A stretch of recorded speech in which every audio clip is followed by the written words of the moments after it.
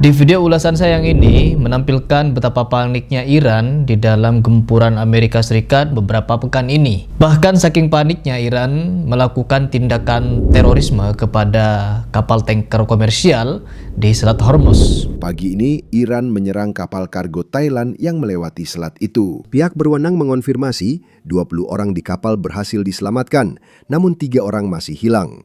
Ini adalah kesalahan besar yang dilakukan oleh Iran, tetapi sepertinya mereka justru semakin keras mengambil sikap. Kami menerima laporan lain tentang sebuah kapal kontainer berbendera Jepang yang terkena serangan. Lalu sebuah kapal berbendera Kepulauan Marshall juga terkena proyektil. Seperti yang saya katakan, berdasarkan bukti, tampaknya ini bukan ranjau, melainkan drone laut UAV yang digunakan Iran. Namun hasilnya tetap sama.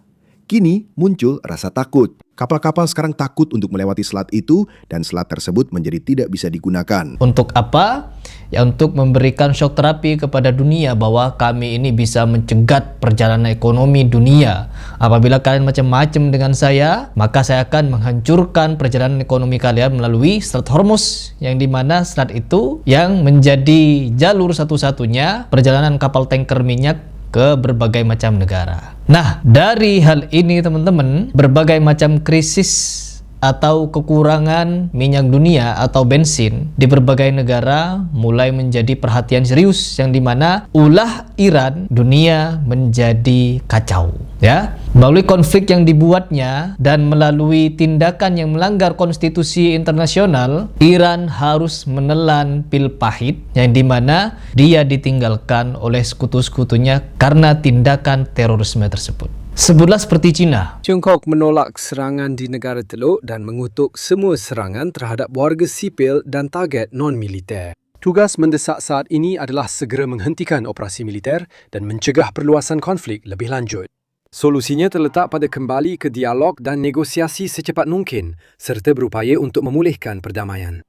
Solusi mendasar adalah bersama-sama kembali ke jalur yang benar dengan mematuhi hukum internasional dan norma-norma dasar hubungan internasional. Nah, di video itu jelas bahwa China turut mengecam tindakan Iran yang semakin hari semakin membabi buta. Bahkan saking membabi butanya Iran, saking paniknya Iran ketika berbagai macam senjata tempurnya, baik di laut, darat, udara, sudah 80% dilumpuhkan oleh Amerika, dan setiap hari Amerika masih membombardir habis-habisan Iran. Mereka semakin terpuruk dan semakin tertekan dengan keadaan sampai melakukan tindakan terorismenya. Karena memang pada dasarnya rezim Iran ini adalah rezim teroris yang dimana sudah puluhan tahun menteror Ardus Syam dari Yaman, Irak, Lebanon, sampai Suriah. Bahkan dikabarkan dan diakui oleh Netanyahu sendiri bahwa teror yang terjadi di Ardus Syam, terkhusus di Lebanon ataupun di Suriah, ada campur tangan Israel juga di dalam memelihara siapa? Syiah di Lebanon. ובכן,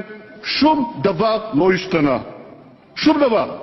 בזמן שאתם הייתם בממשלות הללו, לא שמעתי מכם אפילו הבהרה, לא מילה, הבהרה, על הפירוד והפיצול הזה. להפך, תמכתם בזה, אפילו ביקשתם חלקים מזה. שום דבר לא השתנה, זולת דבר אחד, העובדה שאתם היום באופוזיציה. ומאז שאתם באופוזיציה, אתם מקוננים על ריסוקו כביכול של משרד החוץ, שלא היה ולא נברא. אבל אתם אומרים, יש לכם עוד טענה, שמעתי גם אותה, לפחות אז היה שר חוץ במשרה מלאה. טוב, אפשר להתווכח על זה, אבל על דבר אחד אי אפשר להתווכח. במשך קרוב לשנה אני הייתי שר החוץ. Hizbut Syaiton jelas dipelihara oleh Netanyahu, berpura-pura perang di sana untuk menghancurkan Lebanon dan membuat dua kubu yang saling berlawanan. Bukan kata Harry Plas, tapi kata Netanyahu sendiri.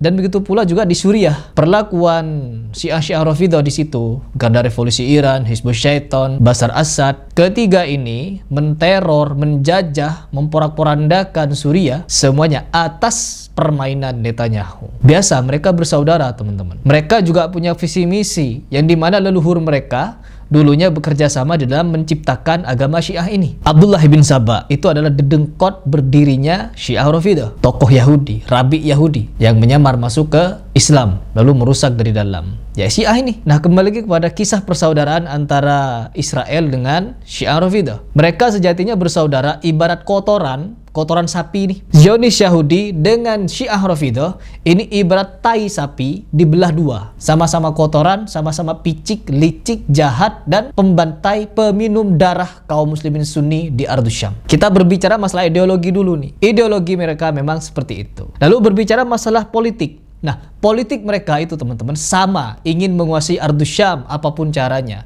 Syiah Rafidah ingin menguasai Ardus Syam, yang dimana dulu ini adalah warisan dari Umar bin Khattab, sosok sahabat yang mereka benci. Sehingga apa? Ketika mereka berkuasa ini, mereka akan membumi hanguskan pengikut Umar bin Khattab, pengikut Abu Bakar, pengikut Utsman, pengikut Ali bin Abi Thalib, pengikut Muawiyah dan lain sebagainya. Mereka akan bumi hanguskan. Yang tidak mau ikut baiat ke Syiah Rafidah, maka mereka harus dibumi hanguskan. Nah, dan ini saya berbicara ada faktanya teman-teman. Yang dimana ini juga masuk kepada gerakan politik antara orang Syiah dengan orang Israel. Orang-orang Zionis ini. Yang pertama, beberapa hari ini, terakhir belakangan ini, bukan cuma Cina yang mulai tidak iya dan tidak no kepada politik Iran. Perhatikan baik-baik. Ketika diberikan pilihan apakah kamu sekarang sudah berpihak kepada Iran, Cina tidak memilih ya ataupun tidak. Artinya apa teman-teman?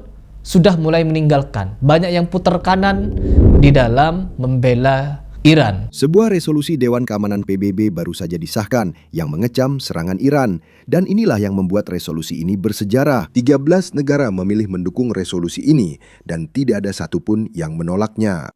Faktanya, Tiongkok dan Rusia, dua anggota tetap Dewan Keamanan yang biasanya membela Iran, justru memilih abstain dalam pemungutan suara ini. Mereka tidak memilih ya atau tidak. Dua pelindung terbesar Iran baru saja meninggalkan mereka di panggung dunia. Padahal pada awalnya Cina paling getol membela Iran. Dan begitu pun juga dengan Rusia. Rusia sudah no comment dengan berbagai macam tindakan brutal yang dilakukan oleh Iran yang sampai mengirimkan rudal bahkan ke Arab Saudi. We begin with the latest from Saudi Arabia. The Saudi Defense Ministry says that it has intercepted 6 ballistic missiles. The missiles were headed towards the Prince Sultan Air Base in Saudi Arabia's Al-Kharj Governorate. Saudi Arabia says all of the missiles were intercepted and destroyed. The Prince Sultan Air Base has come under constant attack since the US and Israel launched their war on Iran. Dan untungnya kerajaan Saudi memiliki drone ataupun alat pencegah misil yang cukup canggih. Sehingga apa? Rudal-rudal yang ditembakkan secara ngawur oleh Iran berhasil dijatuhkan, berhasil dilumpuhkan oleh senjata canggih di Arab Saudi. Namun beberapa negara Teluk lainnya sampai berjatuhan korban sipil. Saya ingin berhati-hati melaporkan ini. Saya juga mengerjakan liputan tentangnya. Namun ada pembicaraan di balik layar soal kemungkinan keterlibatan negara-negara Teluk. Mereka memahami bahwa mereka menerima serangan besar-besaran dari rudal balistik dan serangan drone. Tidak hanya terhadap target militer Amerika Serikat di negara mereka, tetapi juga terhadap penduduk sipil di sana. Ini jadi pertimbangan. Saya sudah berbicara dengan sumber di Teluk, mereka bilang ada garis merah. Kami mencoba memahami garis merah itu saat serangan terjadi. Namun kita melihat serangan drone dan rudal di kota-kota seperti Doha, Abu Dhabi, dan Dubai. Dengan perbuatan Syiah Rafidah ini atau Iran terkutuk ini, Iran teroris ini, dunia bahkan tercatat sekitar 130 lebih negara sudah berhasil dibuat bergabung oleh Syiah Rafidah atau oleh Iran melawan Iran. Jadi 130 lebih negara bersatu sekarang teman-teman melawan Iran. Karena apa? Ulahnya di Selat Hormuz, ulahnya di dalam membabi buta menyerang. Bahkan kapal-kapal yang tidak ada sangkut pautannya dengan politik juga tidak lepas dari tembakan mereka. Hari ini di Dewan Keamanan PBB, semua negara Arab Teluk mendukung 13-0 dengan 135 negara berdiri bersama mereka. Dan kemudian besok, lagi-lagi, untuk apa sebenarnya PBB itu berguna? Nah, besok kita akan membahas tentang sanksi snapback dan menjaga tekanan maksimum yang diterapkan Presiden Trump pada masa jabatan pertamanya dan diterapkan kembali pada masa jabatan keduanya. Jadi kita berjuang di semua lini, Sean. Dan inilah diplomasi yang bisa kita lakukan di panggung dunia untuk menyamai apa yang dilakukan para pejuang hebat kita. Ini bukan hanya kecaman. Kami menerima laporan bahwa negara-negara Teluk mungkin akan terlibat perang. Warga sipil terdampak, pelabuhan terbakar, dan ekonomi mereka terpuruk. Mereka harus merespons pada saat tertentu untuk menciptakan efek jera. Itu yang sedang dipertimbangkan. Sesumbar, beberapa hari lalu, sekitar 5 atau 4 hari yang lalu, saya mendapat kabar bahwa Iran katanya menunggu kapal perang dari Amerika. Kami tunggu kedatangan kapal perang Amerika. Belum datang kapal Amerika, kapal perang dari Iran sudah hancur duluan. Dibuat nyungsep dulu oleh serangan presisi Epic Fury. Hingga saat ini kami telah menyerang lebih dari 5.500 target di dalam Iran, termasuk lebih dari 60 kapal menggunakan berbagai sistem senjata presisi. Baru kemarin, kami melakukan gelombang serangan hampir setiap jam dari berbagai lokasi dan arah menuju Iran. Kami berhasil menghancurkan kapal perang kelas Solomania terakhir dari 4 kapal. Kini seluruh kelas kapal Iran itu sudah tidak bertempur lagi. Saya menggambarkan serangan kami sebagai tidak terduga, dinamis, dan menentukan. Sejak 24 jam pertama kampanye ini, serangan rudal balistik dan drone Iran telah menurun secara drastis. Namun perlu dicatat, pasukan Iran terus sengaja menargetkan warga sipil tak berdosa di negara-negara Teluk sambil bersembunyi di balik rakyat mereka sendiri saat menyerang dari kota-kota padat penduduk di Iran. Kalau benar-benar sampai datang itu kapal perang yang canggih dari Amerika, apa gak semakin ampun-ampun Iran ini? Terlebih lagi, negara sekutunya mulai banyak membelot, terutama India. India yang awalnya erat berhubungan dengan Iran, sekarang sudah mulai meninggalkan Iran, teman-teman. Jadi berbagai macam negara nih yang awalnya mendukung Iran sudah keluar. Karena apa? Karena ulah Iran sendiri. Dan ini akan menjadi kenyataan dan ini akan menjadi fakta yang sangat pahit bagi Iran, terutama bagi rezim yang sekarang memimpin.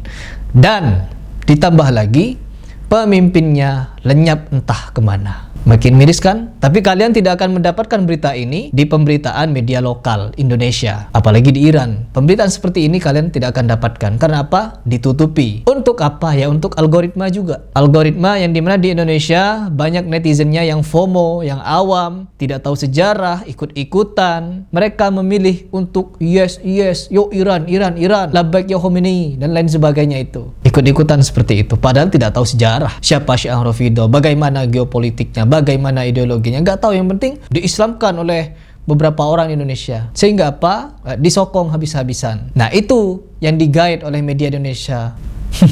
Ini adalah titik, teman-teman. Sebenarnya Iran sudah sampai kepada titik akhir perjalanannya berkuasa di Timur Tengah. Dan tetap kita dukung Iran. Tetap kita dukung Iran untuk terus berperang sampai titik darah penghabisan dengan Israel. Kalau perlu sampai Israel kena juga lah. Minimal Netanyahu kena. Kalau menurut kalian bagaimana? Kita ketemu di video berikutnya dengan ulasan yang lebih tajam, yang dimana pesawat tempur Amerika Serikat sudah mulai memberikan kejutan yang akan membuat petinggi Iran, rezim Iran, tidak nyenyak tidur. Di video berikutnya.